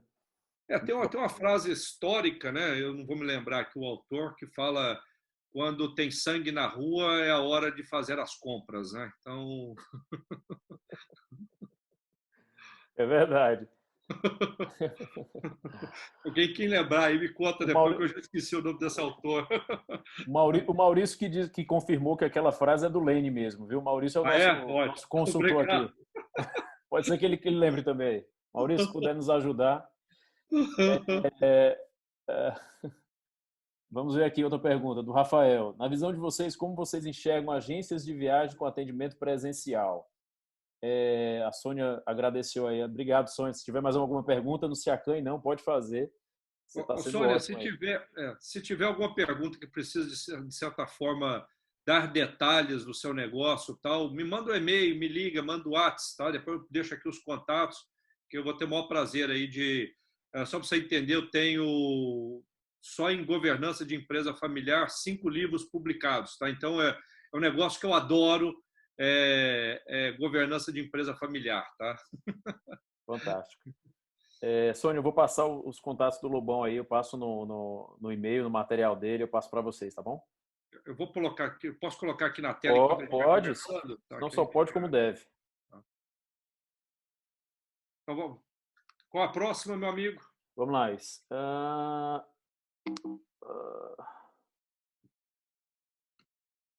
Pessoal, se vocês quiserem abrir o vídeo, fiquem à vontade, viu? Que para fazer a pergunta ao vivo também, fiquem à vontade, que essa é a hora.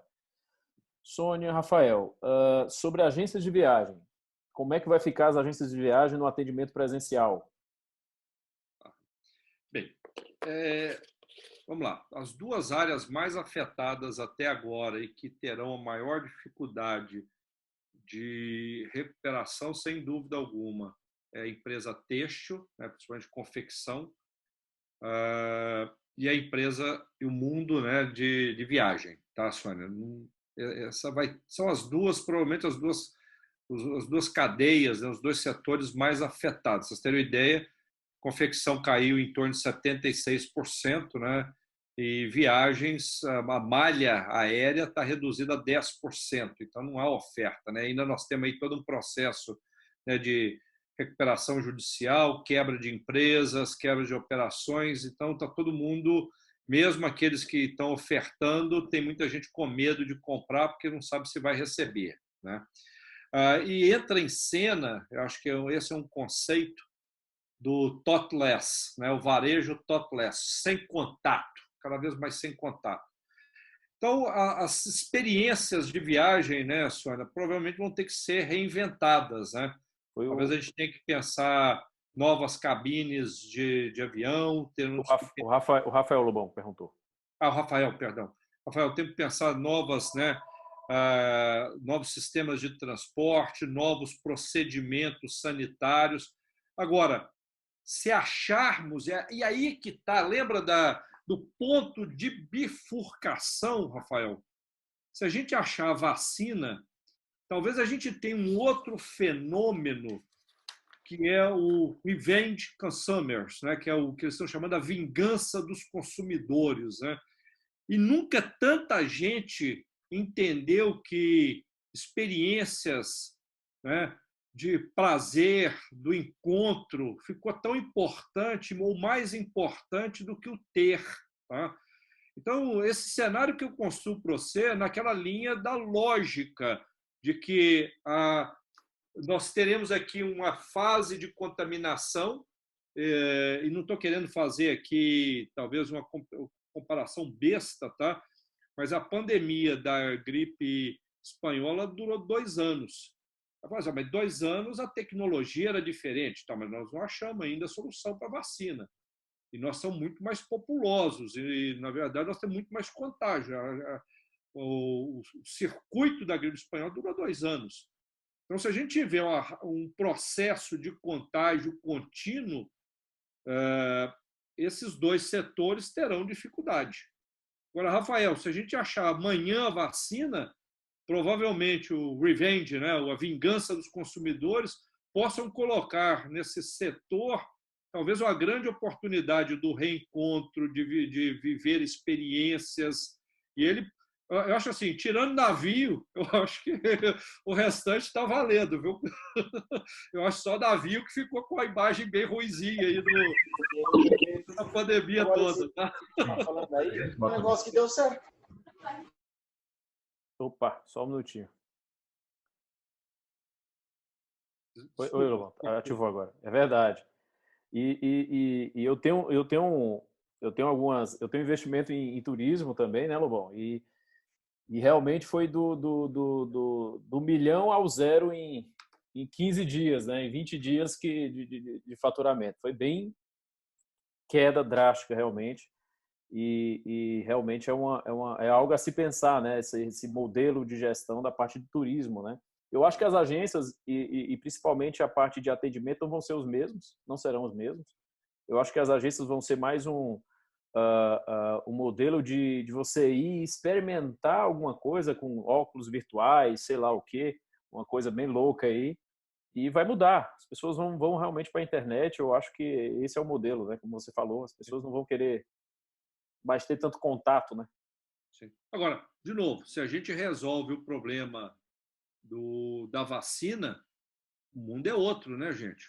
Por mais que a gente queira, mas acabou o contágio, lógico. Eu estava outro dia lendo um artigo do New York Times e me impressionou muito que ele estava falando dessa novos códigos sociais, né? Uma frase que me marca na hora que ele fala: se precisar estender a mão, cumprimentar, de ser encarado ato de irresponsabilidade ou até mesmo de ignorância, porque você está colocando em risco a vida da outra pessoa. Então, na verdade, a ideia daquilo que é oriental, né, de cumprimentar de longe, talvez se torne um novo hábito social, que para nós latinos sempre foi muito complicado, né? Porque a gente gosta de abraçar, gosta de beijar, aperta a mão, fica abraçado com o cara no meio da reunião. Então, assim, esse distanciamento topless, ele deve também influenciar os nossos hábitos sociais daqui para frente. É verdade.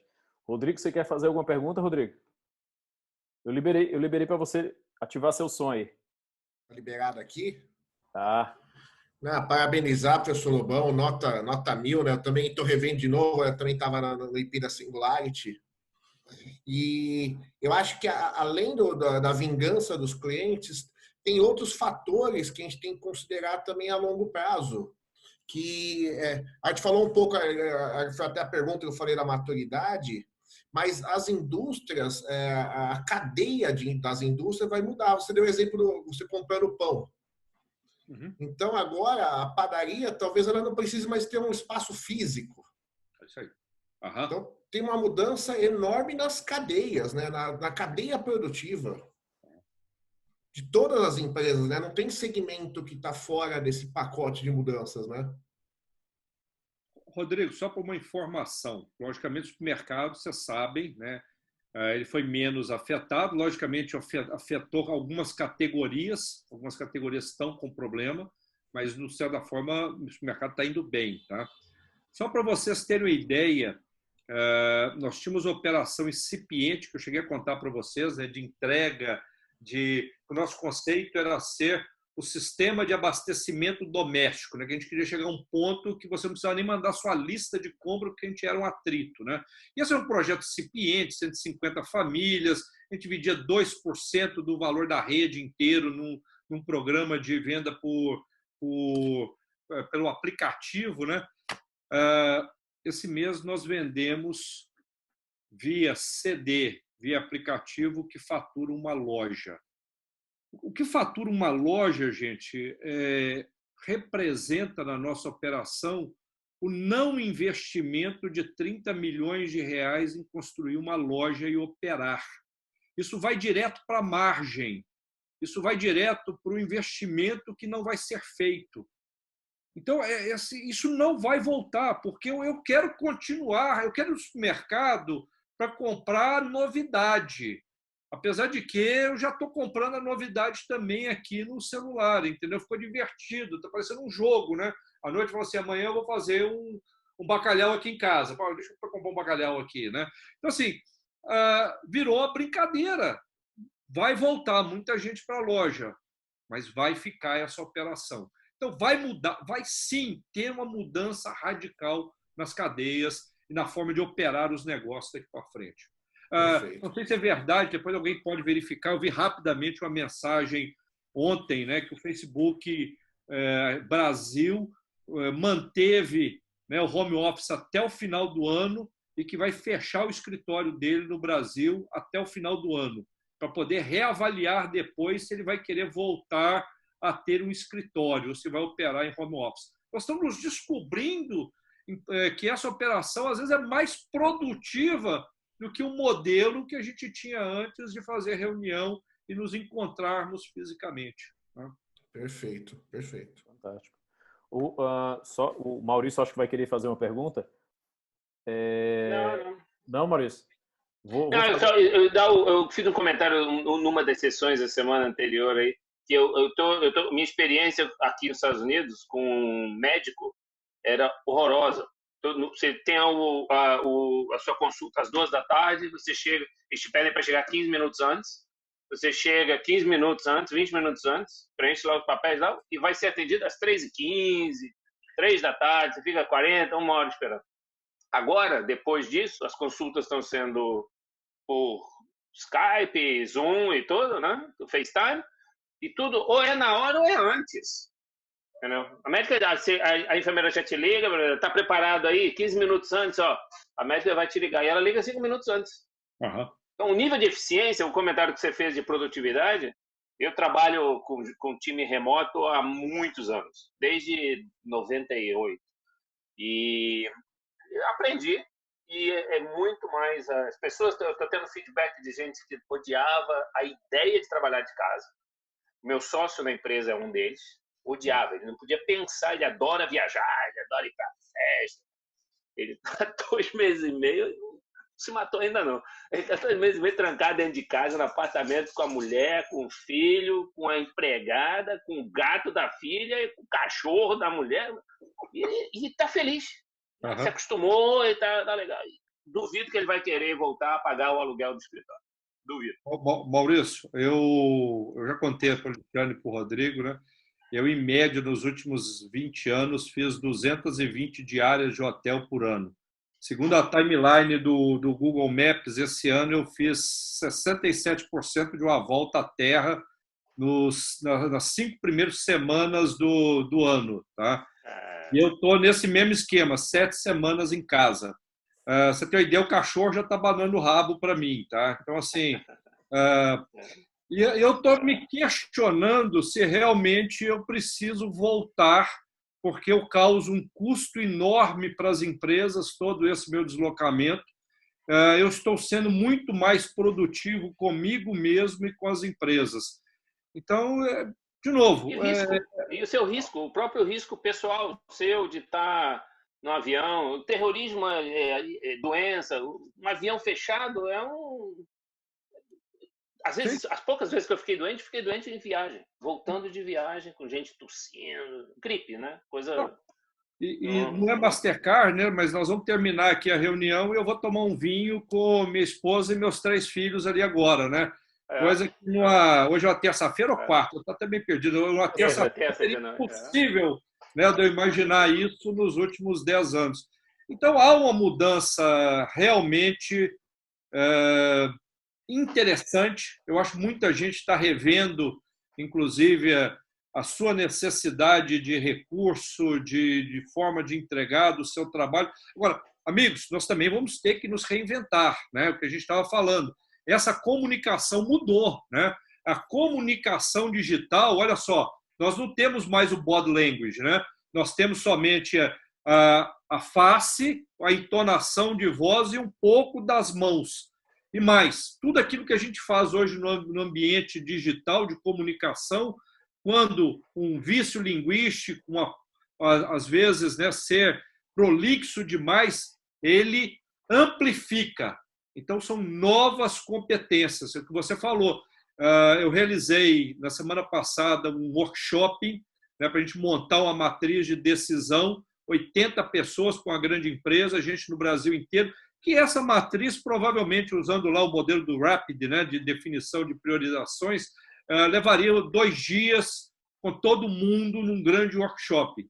Meus amigos, nós fizemos em 4 horas, tá? Usando aí, né, o FANretro no sistema de votação, aqui salas de trabalho distribuídas, que é uma funcionalidade que o Zoom tem. A gente ia para salas de grupo, voltava para a sala principal e votava no FANretro.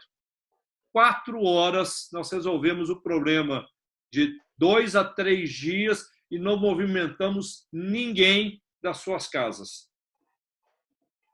Ninguém vai querer voltar. Ninguém quer mais fazer da forma que era feito antigamente. Ó. É verdade. A gente, inclusive, tem 2 perguntas aqui, eu acho que bem levadas para a parte de produção industrial. Né? Tem o Constantino Borsato, que pergunta o seguinte, Lobão, e a parte têxtil, né? Empresa do ramo têxtil, com a sua percepção sobre o futuro do canal multimarcas desse segmento, o que vai mudar nesse segmento? Aí também, muito ligado a essa pergunta, o Alexandre também lá de Gramado faz a pergunta, tá bom, mas e como é que fica a produção industrial? O pessoal não vai mais produzir? Como é que vai ficar essa questão da indústria, né?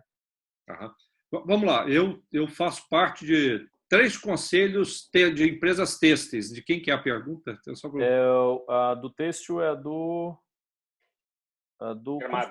Constantino. Constantino, obrigado pela pergunta, porque nós, em todas as empresas que eu faço parte do conselho, nós éramos até então extremamente B2B. Tá? O que nós estamos mudando? Nós já estamos experimentando B2C, nós estamos experimentando B2B2C, o que é isso? Programa de afinidade, e já começando a ter controle de sellout do B2C que a gente tinha, era multimarca, tá, Constantino? Constantino, será que é o Constantino que eu estou pensando? Da Dudalina? Só para a gente poder... É você, meu amigo? Não sei se... Senão a gente já até sabe quem são as outras empresas. Então, a gente está tentando criar esse modelo, né, de, inclusive, venda diretamente por... é esse mesmo. Você está na Dudalina, né, meu amigo? Na Restock. Então, esse canal está mudando radicalmente a forma de entregar. Então, controle de sellout, controle, na verdade, do canal, ir para o B2C. Outra coisa, venda direta, promotores, estamos inventando esse novo canal. Há uma mudança radical nesse canal. E até o medo do e-commerce acabou. Estamos indo agora para frente do e-commerce, vendendo e entregando em casa. A Tesla é um bom exemplo. Vende carro online, você compra, 3 semanas depois recebe em casa. É isso mesmo. É muito modelo que... Nós estamos vendendo apartamento por chat, tá? As pessoas estão vendo o vídeo, estão vendo os comentários. No muito, aqueles mais passam lá no decorado para dar uma olhada, mas todo o processo... E o mais interessante, o processo de aprovação da documentação física, ele levava 10 dias. Isso fazia com que muitos desistissem, que era um processo longo de entrega de documento. Hoje a gente manda a documentação pelo DocSys, eles assinam, em 24 horas o processo está aprovado. Nós melhoramos a taxa de conversão com o uso da tecnologia. Pura experiência do cliente e automação. Então, gente, transformação digital não é usar a tecnologia, simplesmente colocar, o Constantino, usar os nossos exemplos, né? Pegar na loja, colocar uma vitrine digital, né? Colocar lá um espelho bonitinho que fala com o chat, muda a cor. Não é isso, gente. É se tornar mais produtivo, melhorar a taxa de conversão, reduzir custo e melhorar a experiência do cliente. É fantástico. A Sônia aqui fez uma última pergunta. Como é que fica a educação nesse momento? Uau, também está sendo disruptada, né, Sônia? Eu estou com 3 adolescentes aqui em casa eu sou da educação, estou tendo que me reinventar. Né? Eu estava contando para o Alexandre, eu coloquei uma plataforma de educação tem 3 semanas atrás para que eu faça mentoria digital. Então é um produto mínimo viável. Na verdade, a gente estou experimentando isso também para poder ver se esse modelo se encaixa agora numa forma de entregar consultoria. Mas eu tenho momentos aqui muito interessantes com meus 3 filhos. Né? Um está fazendo medicina, os outros estão no 2º grau. Eles entram e saem da aula e falam assim: nossa, que aula fantástica. O professor trouxe um amigo dele lá da Inglaterra, o cara entrou, fez comentários fantásticos. Nossa, o Alexandre está nos Estados Unidos, Maurício está nos Estados Unidos, eu estou em Divinópolis, meus amigos, no interior de Minas. Nós estamos conseguindo ter essa conversa por causa da tecnologia. E tem outro, e aí ele sai extremamente motivado, foi a melhor aula que eu tive. Os meus amigos, que eram inclusive pessoas muito tímidas, estão participando mais da aula, porque eles às vezes tiram a câmera, mas falam, estão mandando mensagem, está tendo muito mais inclusão e, de fato, engajamento. E tem hora que ele sai e fala o seguinte: nossa, o professor não sabe dar aula, não, ele está errando como passar o slide, toda hora cai, ele fecha, ele fala com o microfone fechado, e aí fica um show de horrores. Né? Então, na verdade, é o seguinte: nós temos que entender também na educação não é a tecnologia, é o professor preparado, é o método utilizado, é como nós vamos fazer com que esse processo, sem tirar o laboratório, a experimentação, o TOT, né, gente, faça com que a experiência educacional seja melhor. E ela pode ser muito melhor, tá, Sônia? Fantástico, fantástico. O pessoal está dizendo aqui Gramado, Fortaleza, Belém. Olha, todo mundo falando aqui dentro de uma sala de vários lugares do Brasil. Que legal! E não tem Covid que atrapalhe, não, viu? Teresina, Ribeirão Preto. É isso aí. E mesmo a pessoa que tem alguma dificuldade no início, como você falou do professor que não sabe tirar do mute, talvez, e se enrola. Isso é 1, 2, 4. Na semana seguinte ele já está legal. Porque não tem forma, você se adapta. Então, é que nem escovar o dente. Eu não conheço ninguém com mais de 15 anos que não saiba escovar os dentes direito. Aí, quando você tem 3 anos, é uma porcaria, né? Faz tudo errado. É a mesma coisa, vai desenvolvendo e fica legal. E depois, essa pessoa mesmo vai ter dificuldade de voltar a fazer o que fazia antes. Maurício, a primeira live, né? O pessoal me ligou aqui logo no início, então vamos fazer uma live. Eu falei, eu não tenho nem Instagram, meu amigo, como é que liga isso, né? Aí fiz o meu Instagram aqui e tal. Agora estou gostando desse negócio de Instagram também, né? aí foi aprendendo, colocando, e vou falar para você que me deu aquele frio na barriga, porque é um novo, né? E é interessante, né? O Alexandre, o Rodrigo conhece, no palco é fácil, né? Pô, aquele é o meu espaço, né? Agora eu tenho espaço aqui de uma tela de computador que eu tenho tempo porque o cara te corta, eu tenho a limitação de não ter o slide, eu não posso usar o corpo, não posso usar... que reaprender, né? Então, mas dá dor de barriga no primeiro momento. E uma coisa que eu sentia falta, eu gosto muito de flip chart. As reuniões que eu fazia, precisava ter um caneta, algum lugar para rabiscar. E eu tinha que encontrar uma solução. Encontrei o iPad. Eu entro nessa mesma conferência aqui com o iPad, compartilho ali e rabisco lá na mesma coisa. O flip chart agora é o iPad. E com a vantagem de poder mandar cópia. Porque terminou tudo, eu pego as 3, 4 páginas lá de rabisco, já bota no e-mail, todo mundo recebe uma cópia. O que estava no flipchart, o pessoal tirando fotografia, saía mal feita a fotografia. É isso aí. Estamos aprendendo usando a tecnologia. Todos os dias, né? Maravilha. Mas eu acho que é isso, né? Eu acho que as perguntas foram todas respondidas. Eu acho que a gente já vai sair daqui hoje super craques em transformação digital, né? Energizado. Energizado, né? Lobão, obrigado aí pelo teu tempo, pelo teu ensinamento, né? Que você partilhou com a gente hoje. Foi fantástico, foi muito bom. Obrigado. E obrigado mesmo, viu? De coração. Obrigado. E a gente vai encaminhar aí um link de pesquisa, né? Que é o famoso NPS. Por favor, responda, que é muito importante para a gente fazer melhorias aqui na nossa estrutura.